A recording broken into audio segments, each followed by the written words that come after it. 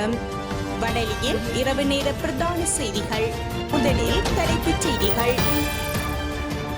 இலங்கை இந்திய ஒப்பந்தத்தை எந்த காலத்திலும் புதிய அரசியல் சாசனத்தினூடாக நிறுத்தக்கூடாது, செல்வம் எம்பி வலியுறுத்தல்.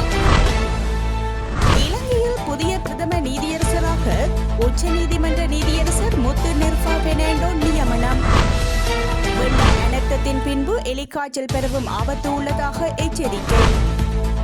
சிரிய ஜனாதிபதி பஷார் அல் அசாத்திற்கு ஆதரவளிப்பதற்காக ஈரான் சார்பு ஆயுத குழுக்கள் சிரியாவிற்குள் நுழைவு.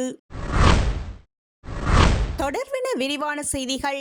இலங்கை இந்திய ஒப்பந்தத்தை எந்த காலத்திலும் புதிய அரசியல் சாசனத்தின் ஊடாக நிறுத்தக்கூடாது எனவும் தமிழ் மக்களின் இனப்பிரச்சினைக்கு தீர்க்கும் வகையில் புதிய அரசியல் சாசனம் அமைய வேண்டும் என செல்வம் அடைக்கலநாதன் எம்பி கோரிக்கை விடுத்துள்ளார். மன்னாரில் உள்ள அலுவலகத்தில் இன்று இடம்பெற்ற சந்திப்பின் போதே அவர் இவ்வாறு தெரிவித்தார். புதிய அரசியல் சாசனத்திலேயே 13வது திருத்த சட்டம் இல்லாது ஒழிக்கப்படும் என ஜேவிபியின் பொதுச் செயலாளர் டில்வின் சில்வா தெரிவித்திருந்தார். இதன் நோக்கம் இந்திய இலங்கை ஒப்பந்தத்தை மீறுகின்ற ஒரு செயல்பாடாக அமையும். ஒரு அரசியல் சாசனம் வருகின்ற போது தமிழ் தரப்பையும் ஆலோசனைகளையும் பெற்று அதன் பின்னர் அரசியல் சாசனம் எழுதப்பட வேண்டும். எங்களுக்கு இனப்பிரச்சினை இருக்கின்றது, அதற்கு தீர்வு தருகின்ற வகையிலேயே புதிய அரசியல் சாசனம் அமைய வேண்டும் என்பதே எமது கோரிக்கையாக உள்ளது. அண்மை காலங்களில் ஜனாதிபதி அவர்கள் 13வது திருத்த சட்டம் சம்பந்தமாக மாகாண சபை தேர்தல் நடைபெறும் என அறிவித்துள்ள நிலையில் ஜேவிபியின் முக்கிய செய்தியாக 13வது திருத்த சட்டம் இல்லாது ஒழிக்கின்ற நிலை இருக்கின்றது என்பதை திட்ட தெளிவாக தெரிவித்துள்ளார். அந்த வகையிலே எமது பார்வை என்னவென்றால், இந்தியாவிற்கும் இலங்கைக்கும் உள்ள ஒப்பந்தத்தை மீறுகின்ற வகையில், இந்தியாவை ஓரங்கட்டுகின்ற வகையில் அல்லது இந்தியாவின் ஒப்பந்தத்தை இல்லாது செய்கின்ற நிலை இருக்கின்றதா என்பதனை ஜனாதிபதியிடம் கேட்டுக்கொள்கின்றேன். எனவே அரசியல் சாசனம் எழுதப்படுகின்ற போது தமிழ் தரப்புகளையும் அவர்களது ஆலோசனைகளையும் பெற்று புதிய அரசியல் சாசனம் எழுதப்பட வேண்டும் என்பதே எமது கோரிக்கையாக உள்ளது. 13வது திருத்த சட்டத்தை, அதாவது இலங்கை இந்திய ஒப்பந்தத்தை எந்த காலத்திலும் புதிய அரசியல் சாசனத்தின் ஊடாக நிறுத்தக்கூடாது, அதனை நிறைவேற்ற வேண்டும். இலங்கை இந்திய ஒப்பந்தம் என்பது இலங்கைக்கும் இந்தியாவிற்கும் இடையில் அளிக்க முடியாத ஒப்பந்தமாக காணப்படுகின்றது. எனவே புதிய அரசியல் சாசனத்தை எழுதி அதனை இல்லாது ஒழிக்கும் சூழலை தற்போதைய புதிய ஜனாதிபதி அவர்கள் செய்யக்கூடாது எனவும் அவர் மேலும் தெரிவித்துள்ளார். இலங்கையின் புதிய பிரதம நீதியரசராக உச்சநீதிமன்ற நீதியரசர் முத்து நிர்பா பெர்னாண்டோ இன்று ஜனாதிபதி அலுவலகத்தில் ஜனாதிபதி அனுரகுமார திசாநாயக்க முன்னிலையில் சத்தியப்பிரமாணம் செய்து கொண்டுள்ளார். இலங்கையின் பிரதம நீதியரசர் பதவியை வகிக்கும் 2வது பெண்ணாகவும் இலங்கையின் 48வது பிரதம நீதியரசராகவும் முத்து பெர்னாண்டோ வரலாற்றில் இணைக்கின்றார். பிரதம நீதியரசர் ஜெயந்த ஜெயசூரிய ஓய்வு பெற்றதை அடுத்து வெற்றிடமான பதவிக்கு அவரது பெயர் அரசியலமைப்பு சபையினரால் அண்மையில் பரிந்துரைக்கப்பட்டது.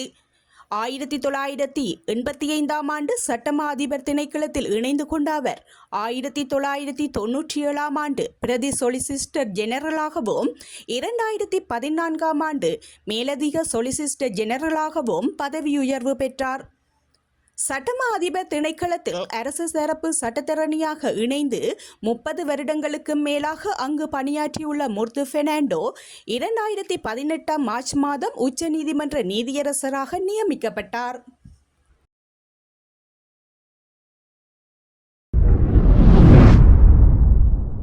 வெள்ள அனர்த்தத்தின் பின்பு எலிக்காய்ச்சல் பரவும் ஆபத்து உள்ளதாகவும் மக்கள் விழிப்பாக செயற்படுமாறும் கிளிநொச்சி பிராந்திய சுகாதார சேவைகள் பணிப்பாளர் வைத்தியர் வினோதன் தெரிவித்துள்ளார்.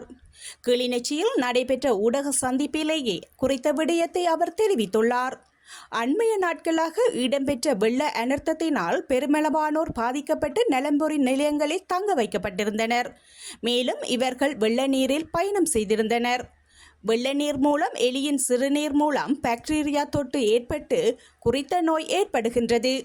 எனவே கடுமையான காய்ச்சல் மற்றும் கால்நோ, கண் சிவப்பு போன்ற அறிகுறி காணப்பட்டால் மருத்துவ உதவியை பெற்று எலிக்காய்ச்சலிலிருந்து பாதுகாக்குமாறும் அவர் தெரிவித்திருந்தார்.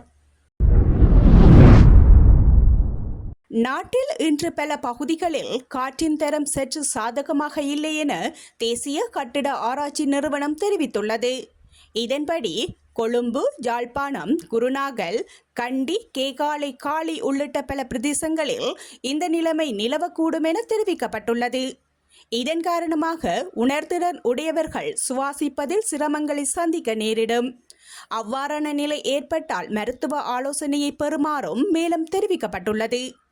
இதேவேளை வாழைச்சேனை பிரதேசம் தற்பொழுது நுவரேலியா போன்று பனிமூட்டமாக காட்சியளிக்கின்றமையும் குறிப்பிடத்தக்கது. சிரிய ஜனாதிபதி பஷார் அல் அசாத்திற்கு ஆதரவளிப்பதற்காக ஈரான் சார்பு ஆயுத குழுக்கள் சிரியாவிற்குள் நுழைந்துள்ளதாக சர்வதேச ஊடகங்கள் தெரிவித்துள்ளன. சிரியாவின் கிளர்ச்சியாளர்கள் அலப்போவை கைப்பற்றி மேலும் முன்னேறிக் கொண்டிருக்கின்ற நிலையிலேயே ஈரான் சார்பு ஆயுத குழுக்கள் சிரியாவிற்குள் சென்றுள்ளன. ஈராக்கில் இருந்து சிரியாவிற்கு நுழைந்துள்ள ஆயுத குழுக்கள் சிரியாவின் வடபகுதியை நோக்கி சென்று கொண்டிருக்கின்றன என ராய்ட்டர் தெரிவித்துள்ளது.